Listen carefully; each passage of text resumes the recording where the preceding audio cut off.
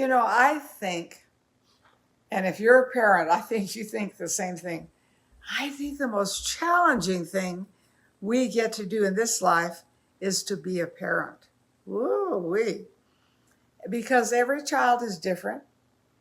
And, we think of the way we were raised and what our crises were, but our children don't have the same crisis. Plus, they don't have all the same things in them that we have in us. So it just really is a challenging thing to be a parent. And I have a book out called Power Parenting. Can you see it? Because we need power to be a good parent. And I think about my grandmother who had 11 children. Oh, imagine you'd need 11 anointings because every child is different, aren't they? And she was one of the sweetest ladies I ever met. Then I remember meeting a great grandmother who had come from Germany and couldn't speak English well. And sweet, oh, so loving, so sweet. So I had loving grandmothers. And I had a loving mother. And I would bring home some things to her sometimes and say, because she would say to me, if you have questions about sexual things, I want you to come to me because I have experience and you're talking to young people who don't have the experience I have. And so she opened the door for me to come and talk to her. And so I have a book out called, can you see it? Power Parenting.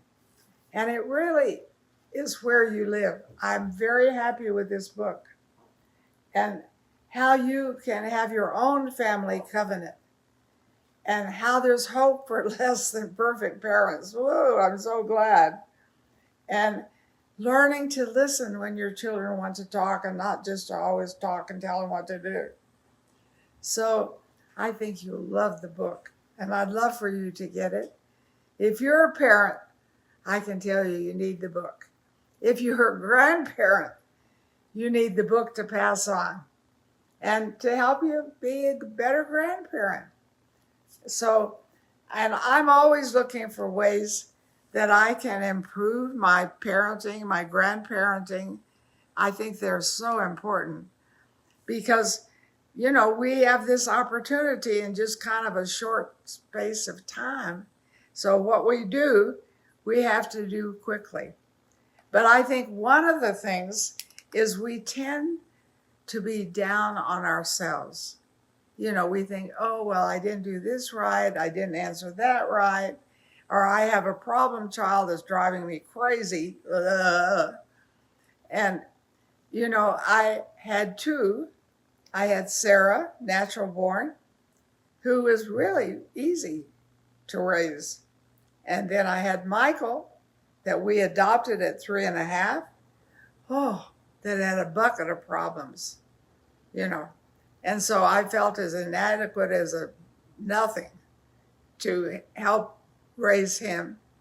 But now, I see with prayer and scripture, I see them both doing well. Of course, I see Sarah in the ministry, married to a pastor. It's very wonderful how God is using her. And she writes very well. You would love her books. And then I see Michael. And Michael is older, quite a bit older, and has some health problems. But his family, that he has fathered, they're serving God. They go to church. They read the Bible. And they love me and I love them. So I think this book, Power Parenting, is secrets to building a family that thrives. I want you to get the book. I think you will really like it. And you say, well, you're probably so spiritual, it's not practical. It's supernaturally practical.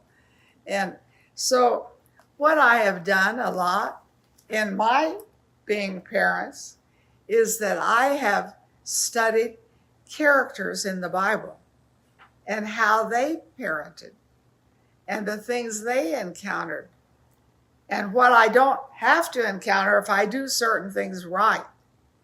So just studying Bible characters is fascinating. It really, really is. And I have a little visual that I hold up and I say, now, if I'm going to be a good parent, good grandparent, good great grandparent, I'm going to have to walk in faith. And these are examples of walking in faith because I don't see them doing all the things I'd like them to see. I don't see myself being all the things I'd like to be as a mother, a grandmother, now a great grandmother. I'm old enough for that.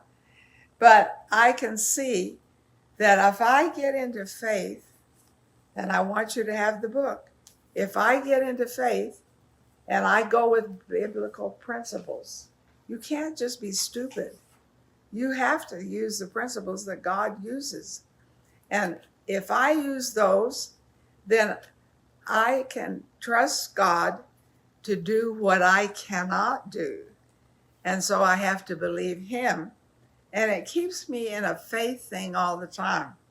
Now, something I do with power parenting that I want to suggest to you is that every morning I get up, you've heard me say this before, and I make coffee, I brush my teeth, and I drink the coffee, and I speak promises for the day for my children and my grandchildren and my great-grandchildren. Because, it says we can speak to mountains and they'll move and we can get what's on the other side. So I speak those promises. And though I may not be around them, I may not have an influence on them, but I can pray. And so these are very important things. And I have to look back and walking in faith, and I think of my grandmother, my mother's mother, who had 11 children. Oh, brother. And they lived on a farm. They raised everything. I can remember my grandmother on Saturdays would dress up. She's a little short, kind of chunky lady. And she'd comb her hair and put a ribbon in it and a little hat on it.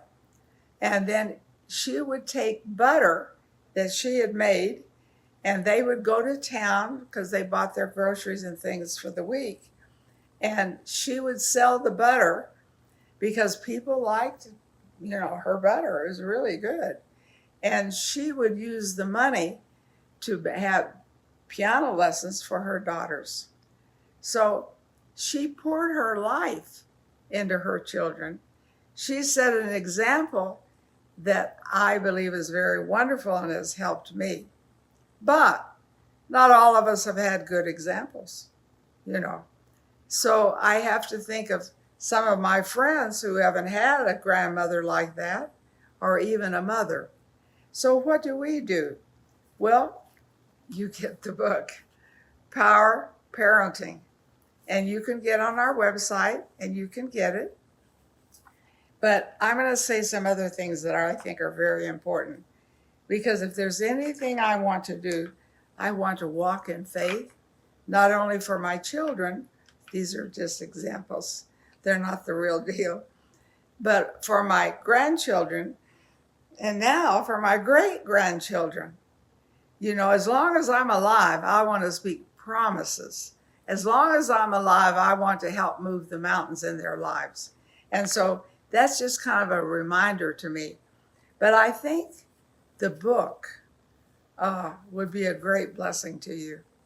And you can get on our website and get Power Parenting.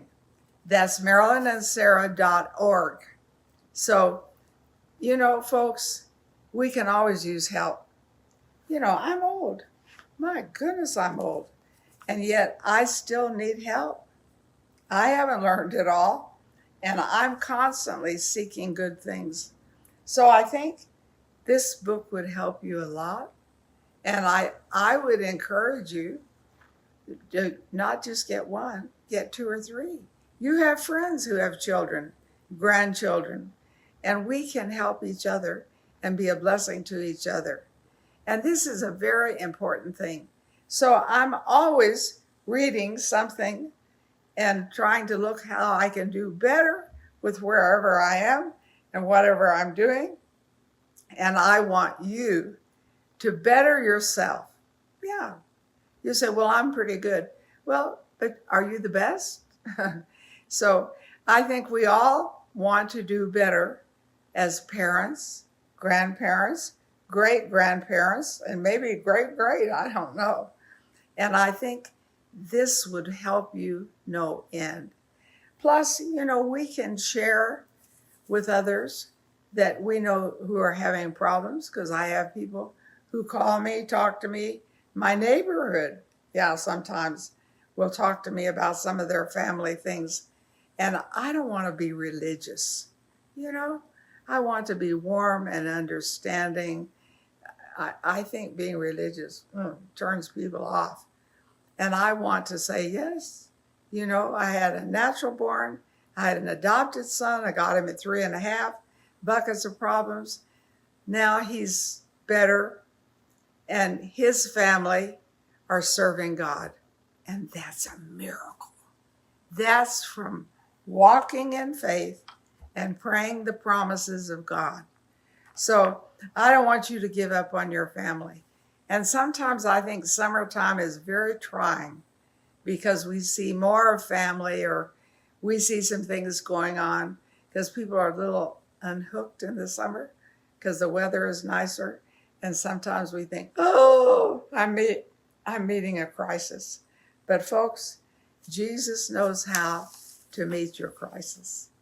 And I have found in his word, and I read it every morning, and I speak promises every morning, and I want you to do the same. And I want to pray with you. So could we just take a moment and pray over your children, your grandchildren, your great-grandchildren, or maybe you just want to have children, or you want to have some grandchildren. Well, I believe I can believe for that too, because they told me I could never have children, and I had Sarah. When I was pregnant even, the doctor said, you're not pregnant. And I was pregnant. I surprised him. I would say God surprised him. So God has good things for us. Don't give up. Don't fall apart. Don't have a nervous breakdown. Yes, I had a mate who's a Christian, but I know people who don't have mates who are really setting up a Christian household. They don't have a Christian mate, but they're setting it up. So don't give up, honey. It's not too late. And I'm just so glad you're going to get this book. It will help you, help you, help you. But let me pray with you before we close today. So, Father, I pray for everyone who is watching this with me. I pray for parents and grandparents and great-grandparents and friends just looking on and wanting to be a blessing. May we not complain and say negative things, but may we say faith things. I'm going to pull out the faith shoes. May we walk in faith for other people's needs as well as ours, and not criticize. And I want to thank you for being with me today. I love doing this. I think, what a miracle that we can do things like this now. That's awesome. So thank you for watching today. I pray that you and your household have a supernatural summer in Jesus' name.